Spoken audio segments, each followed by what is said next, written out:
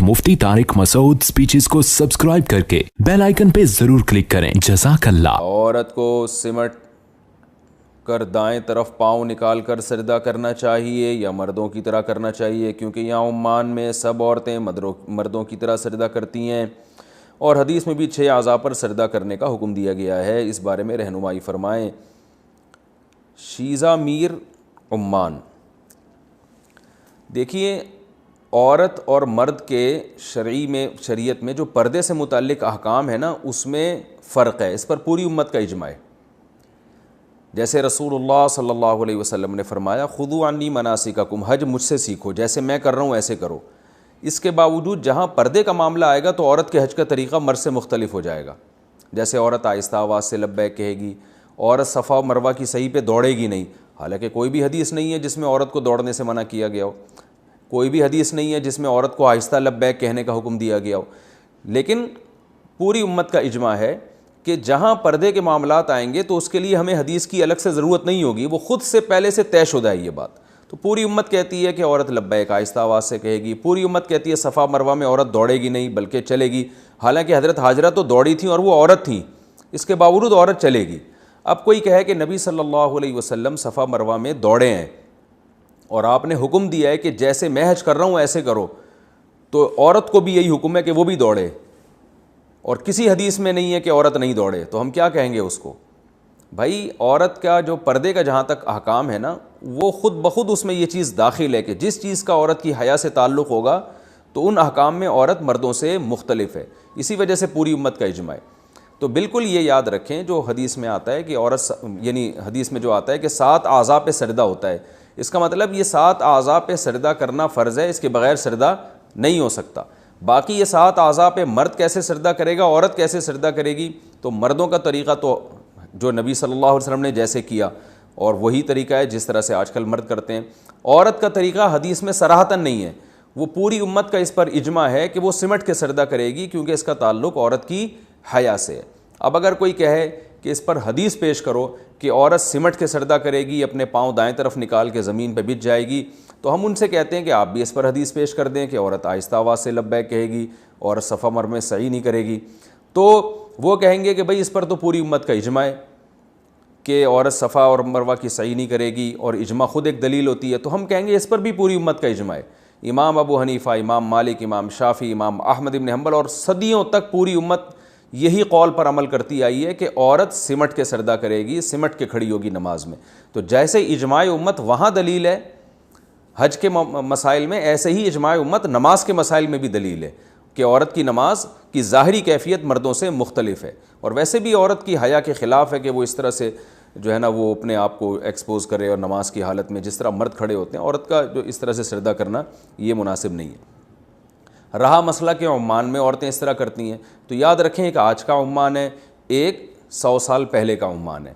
आप यहाँ उलमा से पूछेंगे, वो बताएंगे कि पहले जब ज़्यादातर ये सलफ़ियत का गलबा नहीं था तो उस वक्त अरब औरतें भी इसी तरह सजदा किया करती थीं जैसे हिंदुस्तान पाकिस्तान में औरतें सिमट के सजदा कर रही हैं, क्योंकि सऊदी अरब में फ़िक़्ह हम्बली नाफिज़ है। ये अब जो है ना उन्होंने फ़िक़्ह हम्बली की बहुत सारी चीज़ों से जो है ना वो हटना शुरू हो गए हैं, लेकिन आज से 70-80 साल पहले का सऊदी अरब और अरब कंट्रीज़, उनमें सब में औरतें सिमट ही के सजदा करती थीं, क्योंकि अरब के जितने फतावा हमें मिलते हैं, जो माजी के फतावा मिलते हैं, वो सब में यही लिखा हुआ है। अरब उलमा के भी, सऊदी अरब के भी, ओमान में भी, हर जगह वो सब में यही लिखा हुआ है कि औरत की नमाज की ज़ाहिरी कैफियत मर्दों से मुख्तलिफ है। तो सदियों इस पर इजमा चला आ रहा है। लेकिन बाद में बाज़ उलमा ने इसके ख़िलाफ़ फतवा देना शुरू किया और कहा कि भाई वो औरत जो है वो मर्दों की तरह सजदा करेगी। उन उलमा की ज़ाती राय थी, मगर चूँकि वो सऊदी अरब में एक बड़ी हैसियत थी उनकी सरकारी सतह पे, तो वो फतवा दुनिया में फैल गया। लेकिन हकीकत में जो आपका कदीम फतवा अरब उलमा का नज़र आएगा वो सब यही है। सारी फतावा की किताबें, चाहे शाफ़ी मसलक हों, चाहे हम्बली मसलक हों, चाहे हत्ता कि हमारे यहाँ बर्र सग़ीर में अहले हदीस के जो पुराने फतावा हैं वो उनमें भी यही लिखा हुआ है कि औरत सिमट के नमाज़ पढ़ेगी। तो इसमें भी अहले हदीस के उलमा ने भी बाद में अपने कदीम उलमा से, जो 100-150 साल पहले के उलमा थे, उनसे इख्तलाफ़ किया है। और वो इख्तलाफ़ की मैंने वजह बताई कि सऊदी अरब के जो शेख बिन बाज़ रहमहुल्लाह और सालेह अल उसैमीन रहमहुल्लाह बड़े आलिम थे, तो इन्होंने पूरी उम्मत से चंद मसाइल में जो है वो शुज़ूज़ किया है। शुज़ूज़ का मतलब होता है पूरी उम्मत से खुरूज किया है। تو چونکہ ان کی ایک سرکاری حیثیت تھی اور ویسے ہی بڑے پرہیزگار عالم تھے تو اس لیے ان کا فتویٰ دنیا میں کافی زیادہ پھیل گیا. تو وہیں سے ہمارے اہل حدیث علماء نے بھی اسی کو فالو کیا. لیکن اہل حدیث کے جو پرانے علماء ہیں 150-200 سال پرانے ملیں گے آپ کو, اور جتنے عرب علماء پرانے وہ سب اسی کے قائل تھے. تو یہ بالکل ایسے ہے جیسے آج کوئی اٹھ کے فتویٰ دے دے کہ جی حدیث میں آتا ہے کہ نبی صلی اللہ علیہ وسلم نے فرمایا جیسے میں نے حج کیا ایسے حج کرو, اور میرے عمرہ جیسے میں نے کیا ایسے کرو. تو نبی نے تو صفا مروہ میں دوڑ لگائی ہے, تو اب سب عورتوں کو فتویٰ دے دے کہ آپ نے بھی دوڑ لگانی ہے. تو علماء اس کو کس بیس پہ روکیں گے؟ اس عمل کو اسی بیس پہ روکیں گے بھائی یہ تو پوری امت ہمیشہ سے ایسے ہی کرتی آ رہی ہے. لیکن وہ علماء وقتی طور پر روکیں گے, اس کے بعد جب وہ فتویٰ معاشرے میں رائج ہو جائے گا تو پھر وہ لوگ سمجھیں گے یہ ہے اصل شریعت کا حکم کہ عورتوں نے بھی دوڑ لگانی ہے.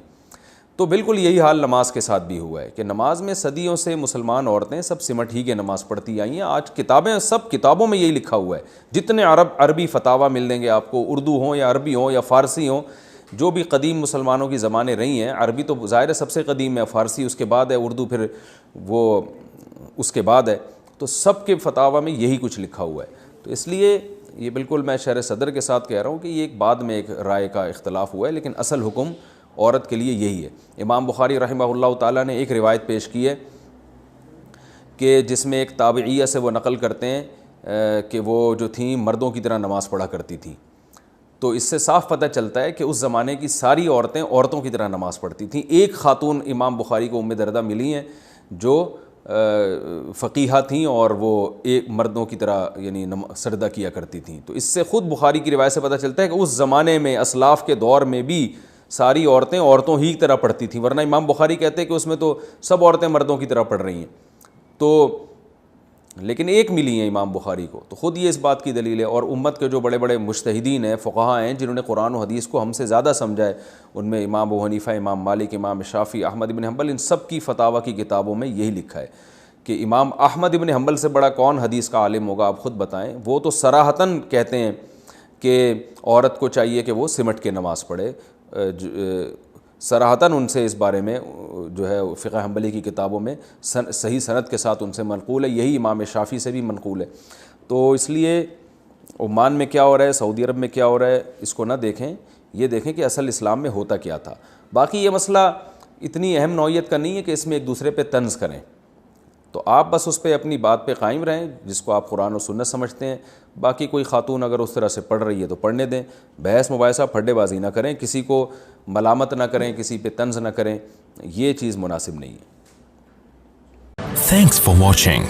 Don't forget to like, comment, share and subscribe to Mufti Tariq Masood Speeches channel.